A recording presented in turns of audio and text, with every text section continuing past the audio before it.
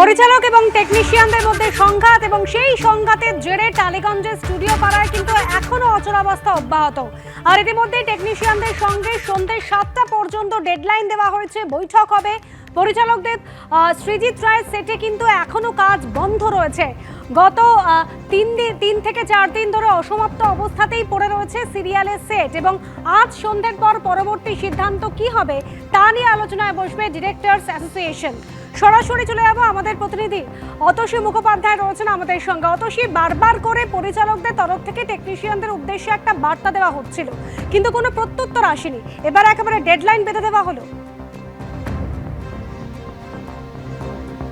একদমই তাই। দেখো, গতকাল আমরা দেখেছি যে মিটিং হয়েছে এবং সেই মিটিংয়ে কিন্তু একেবারে ডেডলাইন বেঁধে দিয়েছেন পরিচালক সুদেষ্ণা রায়। তিনি কিন্তু একেবারে হুঁশিয়ারির মতো করেই বলেছেন যে পরিচালকদের ছাড়া কি কাজ হতে পারে। তো সেখান থেকে দাঁড়িয়ে এই যে বারংবার পরিচালকদের আটকানো হচ্ছে, তো সেখান থেকেই তারা এই প্রশ্ন তুলেছেন। আজকে সন্ধ্যে 7টা অবধি ডেডলাইন বেঁধে দিয়েছেন। যদি সৃজিত রায়ের সেটে টেকনিশিয়ানরা এসে ফ্লোরের কাজ না শুরু করেন তাহলে কিন্তু কড়া পদক্ষেপ নেওয়া হবে। এবং এখনও অবধি যেরকম দেখা যাচ্ছে যে ফ্লোরের কোনো কাজ শুরু হয়নি। আজকে 4 নম্বর দিন কাজ যেখানে অসমাপ্ত ছিল ঠিক সেখানেই দাঁড়িয়ে রয়েছে।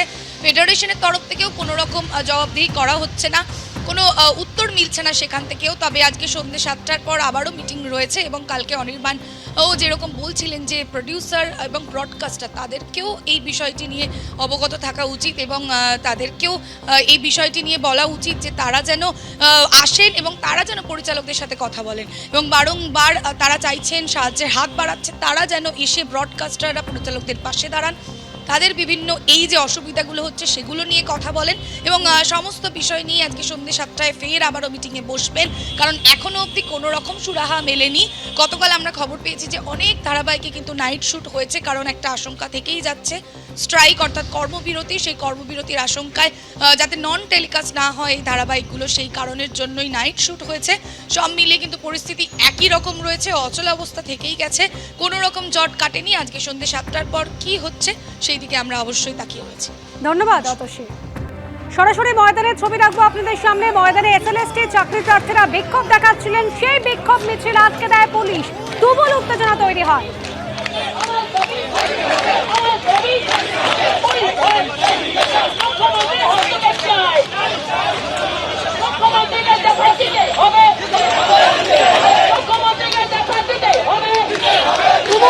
এবং এখন কি অবস্থা জানবো আমাদের প্রতিনিধি রুমা পাল এই মুহূর্তে রয়েছেন সরাসরি আমাদের সঙ্গে। রুমা, বেশ কয়েকজনকে আটকও করা হয়েছে, দেখাও আমাদের। দেখো, 11:30টার সময় কিন্তু জমায়েত হতে শুরু করে এসএলএসটি যারা শিক্ষকরা রয়েছেন এবং যাদের বক্তব্য যারা যোগ্য তারা এবং যাদের অযোগ্য তাদের থেকে সেগ্রিগেট করা হোক। যারা যোগ্য শিক্ষক যারা চাকরি করছেন তারা কেন ভুক্তভোগী হবেন, এবং সেই কারণে তারা জমায়েত করতে থাকেন এবং তাদের বক্তব্য ছিল তারা কালীঘাট অভিযান করবেন। কিন্তু সেই অভিযান একেবারে পারমিশন দিল না পুলিশ এবং কোনোভাবেই তাদের পারমিশন দেওয়া হয়নি। একের পর সমস্ত শিক্ষকরা যারা রয়েছেন তাদেরকে কিন্তু আটক করে তাদের গ্রেপ্তার করে তাকে কিন্তু পুলিশ ভ্যানে তোলা হয়। আমরা সেই ছবি দেখেছি এবং বলা যেতে পারে যে প্রায় 20 মিনিট হয়ে গেল কিন্তু এই আটক পর্ব চলছে এবং এই মুহূর্তে দেখতে পাচ্ছি যে আরো আরো আরো একদম ঠিক ময়দান মেট্রো থেকে একের পর এক সার দিয়ে কিন্তু শিক্ষকরা আসছেন এবং তাদের একটাই বক্তব্য যে যারা যোগ্য তাদেরকে কেন তারা কেন ভুক্তভোগী হবেন, যারা অযোগ্য যারা দুর্নীতি করেছে তাদেরকে অবশ্যই সেগ্রিগেট করা হোক। যেহেতু হাইকোর্টে কিন্তু পুরো প্যানেল এই এসএলএসটি কিন্তু একদম বাতিল হয়ে গেছিল এবং সুপ্রিম কোর্টে আমরা দেখেছিলাম সেটা কিন্তু পরবর্তীতে স্থগিত হয়ে যায়।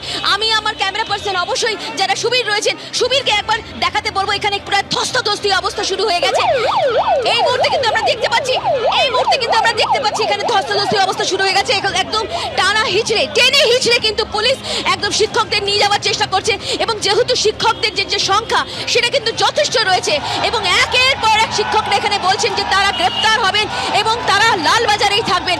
এই মুহূর্তে কিন্তু দেখতে পাচ্ছি ধুন্ধুমার পরিস্থিতি এবং পুলিশ সামনে গেলেও একদম শিক্ষকরা এখানে কিন্তু বসে পড়েছেন এবং তাদের একটাই বক্তব্য যে তারা একসাথে তারা গ্রেপ্তার হবেন এবং তাদের বক্তব্য যে মুখ্যমন্ত্রীর কাছে তারা এক ডেপুটেশন দিতে চান, মুখ্যমন্ত্রীর হস্তক্ষেপ চান, যেভাবে তারা চাকরি করছেন এবং সেই চাকরি নিয়েই কিন্তু তাদের ভবিষ্যৎ কিন্তু অন্ধকার দেখতে পাচ্ছেন, যেহেতু সেই হাইকোর্টে এবং পরবর্তীতে সুপ্রিম কোর্টে এই 10 তারিখে কিন্তু তার পরবর্তী হিয়ারিং রয়েছে।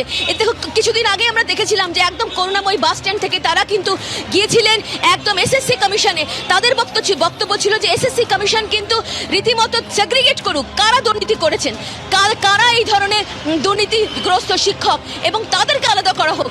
যারা পরীক্ষা দিয়ে সঠিক পরীক্ষা দিয়ে পাশ করেছেন, চাকরি করছেন, তারা কেন এরকমভাবে ভবিষ্যতে তাদের কেন অন্ধকার হবে, সেই প্রতিবাদে কিন্তু তারা এখানে প্রতিবাদে সামিল হয়েছেন। এবং এই মুহূর্তে দেখতে পাচ্ছি একদম ময়দান মেট্রো 1 নম্বর গেট, যেখানে কিন্তু শিক্ষকরা উপস্থিত এবং অনেকক্ষণ ধরে যেটা একের পর এক শিক্ষকদের মহিলা শিক্ষকরা রয়েছেন এবং অবশ্যই প্রত্যেকে কিন্তু ভ্যানে তোলা হয়েছে এবং একটার পর একটা ভ্যান আসছে, পুলিশ ভ্যান, যেহেতু পারমিশন মেলেনি এবং পুলিশের ওকে বলা যেতে পারে যে একদম পুলিশের 6 লাভ, এতই পুলিশের সংখ্যা রয়েছে। সেরকম 6 লাভ। রুমাম, মুখ্যমন্ত্রীর হস্তক্ষেপ চাই এই দাবি করে এসএলএসটি চাকরি প্রার্থীদের বিক্ষোভ, ময়দানে ধুন্ধুমার পরিস্থিতি।